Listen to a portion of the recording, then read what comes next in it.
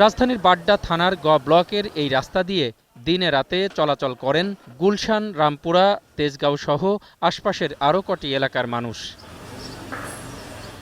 মাসের পর মাস ময়লা পানিতে সয়লাব এ রাস্তার অন্তত ২ কিলোমিটার। আরও আছে খানাখন্দ, মাঝে মধ্যেই গর্তে পড়ে আটকে যায় গাড়ির চাকা। আর রাস্তার গড়িয়ে যাওয়া পানির দুর্গন্ধে অতিষ্ঠ এলাকাবাসী। ছড়াচ্ছে রোগ জীবাণু আর প্রতিবন্ধকতায় যান চলাচল। প্রতিদিন যাতায়াত করি, প্রতিদিন বাচ্চারা নিয়ে।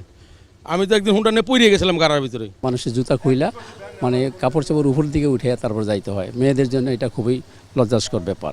কোলেও নিতে পারতেছি না বা ধৈর্য নিয়ে যাব, ওইটা আবার রাস্তায় প্রবলেম হইতেছে, রিক্সা দিতেছে না। আমরা যে আসি এটা মানে জনপ্রতিনিধি বলেন আর গভর্নমেন্ট বলেন, কারোই কোনো এটাতে ভ্রুক্ষেপ নাই। শীত, গ্রীষ্ম, বর্ষা সব সময় এই স্রোত যাচ্ছে। এটা এরকম দুর্গন্ধ পানি, এটা সবসময় এটা হয়। ড্রেন নির্মাণ সহ রাস্তা মেরামতের প্রতিশ্রুতি বহুবার পেয়েছেন এলাকাবাসী, কিন্তু ভালো হয়নি খানাখন্দের রাস্তা। বাচ্চারা স্কুলে যেতে পারে না, কোলে করে নিয়েও যাওয়া জানার সময় যারা গাড়ি ঘোড়া ব্যবহার করে তাদের জন্য তো এটা একটা বিরাট একটা সমস্যার ব্যাপার। বৃষ্টি হলে তো আমাদের মনে আসতে অনেক সমস্যা হয়, পরে পানি আঠো পর্যন্ত উঠে যায়। জাম থাকলে এই পানিটা এই রোডটা এইটা বেড়ে যায়, এই রোডটা বেড়ে যায়, এতদিন এই পর্যন্ত পানি থাকতো সব সময়।